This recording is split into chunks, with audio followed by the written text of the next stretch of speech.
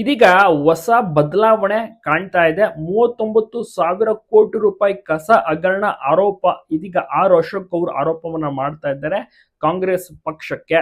ಬೆಂಗಳೂರು ನಗರ ಏನಿದೆ ತ್ಯಾಜ್ಯ ನಿರ್ವಹಣೆ ಸಂಬಂಧಿಸಿದಂತೆ ಇಷ್ಟೊಂದು ಕೋಟಿ ರೂಪಾಯಿ ಹಗರಣದ ಆರೋಪ ಕುರಿತು ರಾಜಕೀಯದಲ್ಲಿ ಹೊಸ ಸಂಚಲನ ಸೃಷ್ಟಿಯಾಗಿದೆ. ವಿಧಾನಸಭೆ ವಿರೋಧ ಪಕ್ಷದ ನಾಯಕ ಆರ್ ಅಶೋಕ್ ಮಾಡಿರುವಂತ ಆರೋಪಗಳಿಗೆ ಇದೀಗ ತಿರುಗೇಟನ್ನ ಡಿ ಕೆ ಶಿವಕುಮಾರ್ ಅವರು ನೀಡಿದ್ದಾರೆ. ಆರೋಪ ಮಾಡುವಷ್ಟು ಸಾಕಾಗುವುದಿಲ್ಲ, ಸೂಕ್ತ ದಾಖಲೆಗಳನ್ನ ತಗೊಬಂದಿಡ್ಲಿ, ಆಗ ನಾನು ಕೂಡ ಸವಾಲಾಗ್ತೇನೆ ಎನ್ನುವಂತ ಒಂದು ಮಾತನ್ನ ತಿಳಿಸಿದ್ದಾರೆ. ಹೌದು, ಈ ರೀತಿ ಆರೋಪ ಬಿಜೆಪಿ ಮಾಡ್ತಾ ಇರೋದು ಯಾಕೆ? ಮುಖ್ಯಮಂತ್ರಿ ಡಿ ಕೆ ಶಿವಕುಮಾರ್ ಅವರು ಈಗಾಗಲೇ ಯಾವುದೇ ಹಗರಣ ನಡೆದಿಲ್ಲ ಅಂತ ಸ್ಪಷ್ಟಪಡಿಸಿದ್ದಾರೆ.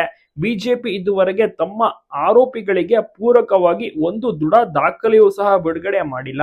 ಸುಮ್ಮನೆ ಆ ರೀತಿ ಈಗ ಕಸವನ್ನ ಇಟ್ಕೊಂಡು ಕಸದ ಆರೋಪವನ್ನ ಮಾಡ್ತಾ ಇದ್ದಾರೆ. ನಾವು ಆ ರೀತಿ ಆರೋಪ ಮತ್ತೆ ಯಾವುದೇ ರೀತಿಯ ಟೆಂಡರ್ ಪ್ರಕ್ರಿಯೆಯಲ್ಲಿ ನಾವು ಅಕ್ರಮ ಎಸಗಿಲ್ಲ ಹೀಗೆಂದು ಸ್ಪಷ್ಟನೆಯನ್ನ ಡಿ ಕೆ ಶಿವಕುಮಾರ್ ನೀಡ್ತಾ ಇದ್ದಾರೆ. ಬಟ್ ಇಲ್ಲಿ ಆರ್ ಅಶೋಕ್ ಅವರು ಈ ರೀತಿ ಟೆಂಡರ್ ಪ್ರಕ್ರಿಯೆಯಲ್ಲಿ ಅಕ್ರಮ ಎಸಗಿದ್ದಾರೆ ಅಂತ ಆರೋಪವನ್ನ ಮಾಡ್ತಾ ಇದ್ದಾರೆ. ಹಾಗಾದ್ರೆ ಯಾವ್ದು ನಿಜ ಯಾವ್ದು ಸುಳ್ಳು? ದಾಖಲೆ ಕೊಟ್ಟರೆ ಕರೆಕ್ಟ್ ಆಗಿ ಗೊತ್ತಾಗುತ್ತಲ್ವಾ? ಆರ್ ಅಶೋಕ್ ಅವರು ದಾಖಲೆಯನ್ನ ಒದಗಿಸ್ಬೇಕು, ಆಗ ಕಸದ ಹೆಸರಿನಲ್ಲಿ ಯಾರು ದೊಡ್ಡ ಲೂಟಿ ಮಾಡ್ತಾ ಇದ್ದಾರೆ ಅಂತ ಗೊತ್ತಾಗುತ್ತೆ.